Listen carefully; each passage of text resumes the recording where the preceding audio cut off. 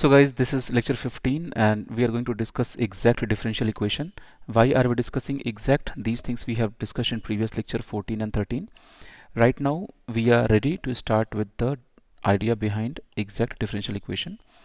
So this is first order. Of course, we know what we are going through, first order, first degree and all.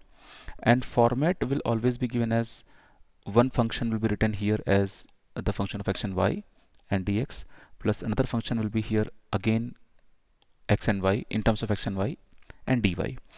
But the real question will not always be given like this. You will see the examples. And this function, what I'm saying here as exact, right now just by seeing the question you will not decide it is exact or not. So first step, you have to verify whatever thing is written here that I'm saying as pxy, and later the same p I will replace with m. So this pxy, if you differentiate with respect to y, and this qxy if you differentiate with respect to x, and they both should match with each other, answer should match, they should come equal, then only we decide this equation is your exact differential equation. But if this exactness condition does not match, if it will not meet, I mean if these two values will not be same, in that case another type of differential equation will come, and that will require integral factor.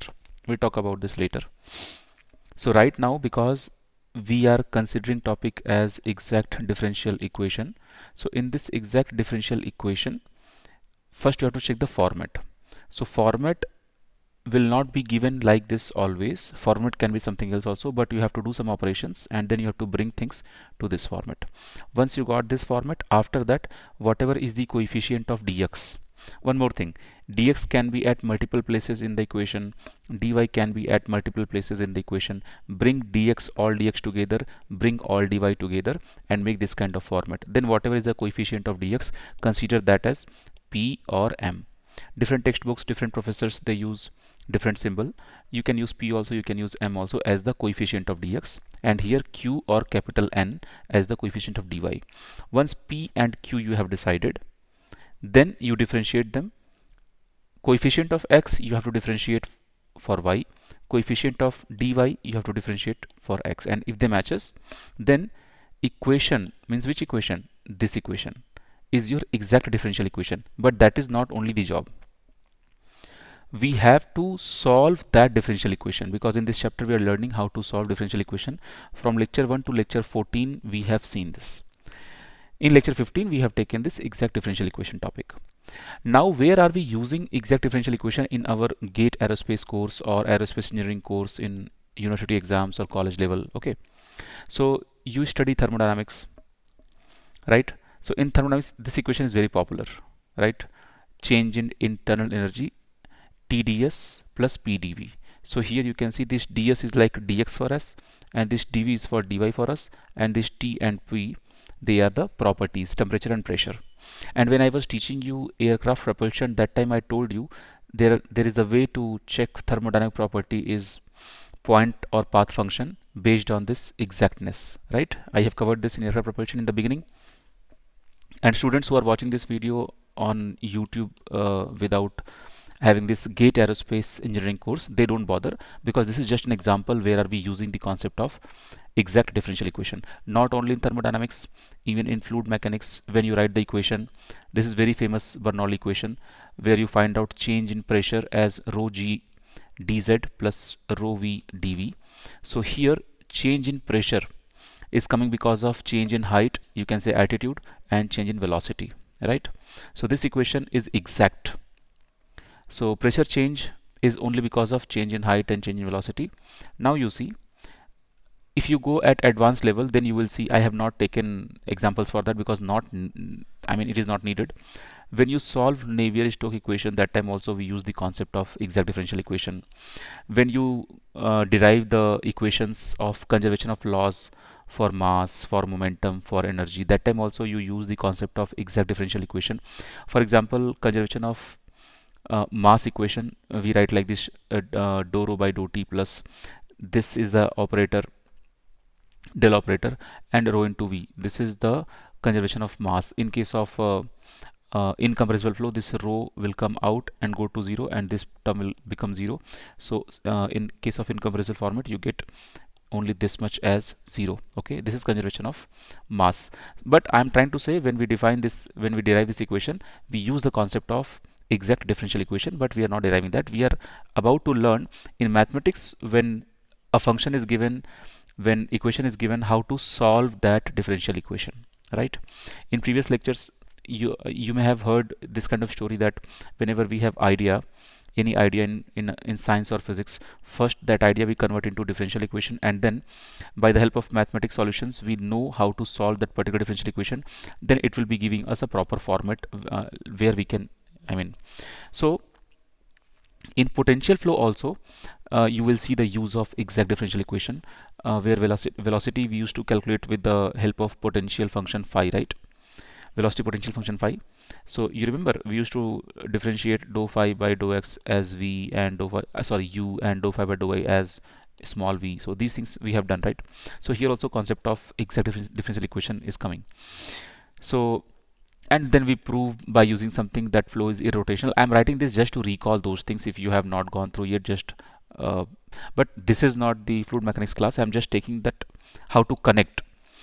So let's develop and understand the theory of exact differential equation, whatever is the theory behind. So suppose you have any function fxy is equal to c. Okay, suppose you have any function x. I can say, suppose you have sine x square plus y square. Okay, any function f is given as sine x square plus y square.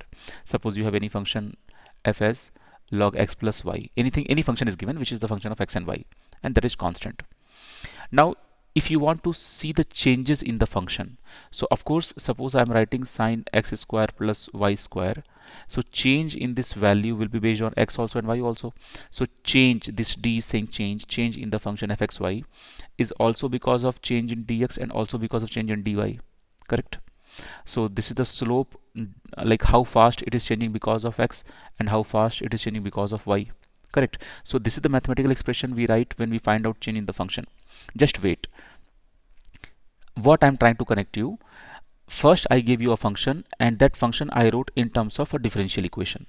When you differentiate constant value will go 0, that's why I've written 0 here. Now this became your differential equation, and we are learning this differential equation is exact or not, and if it is exact, then how to solve. So how will you know that this differential equation is exact or not? So this m and this n, in my theory in the beginning I took p and q, correct? They both are same, consider. So you just differentiate this as dou m by dou y, because coefficient of dx is m, and this m is nothing but the function of x and y. It can be function of both, okay, x also, y also, and here also same, and also same. And differentiate n with respect to x because it is the coefficient of y, right? Now you see, main thing for the topic is how to find the solution of any differential equation. So once you are sure that these two answers are matching, it means the given expression is exact differential equation. If your differential equation, which is this m dx plus n dy, is exact, then you integrate them directly. This is the fastest way to solve differential equation.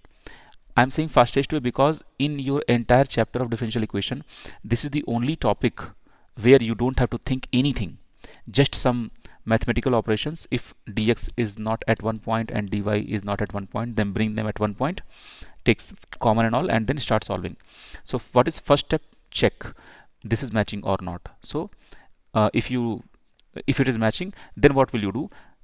This dx term, this m will be the function of x and y, so consider y term as constant term, and only x term you integrate, and consider y term as constant term. I will explain that in this example. And but in the second part, coefficient of dy is n, so in n you will be having some terms containing x, some term containing y.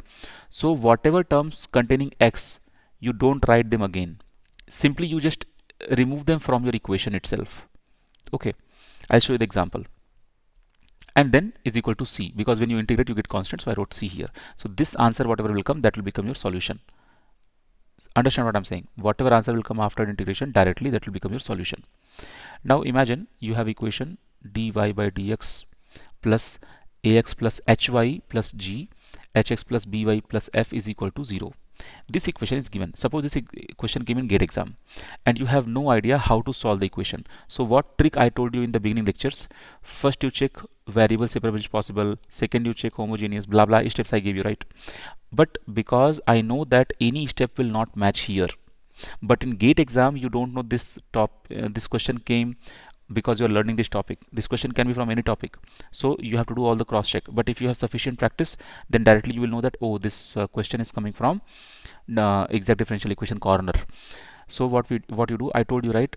Dy and dx may not fit exactly as m dx plus n dy, so you do some rearrangement. So I multiplied this thing here, multiplied this thing here, and this thing I sent to 0, and I got this format. Now in this format it is completely visible.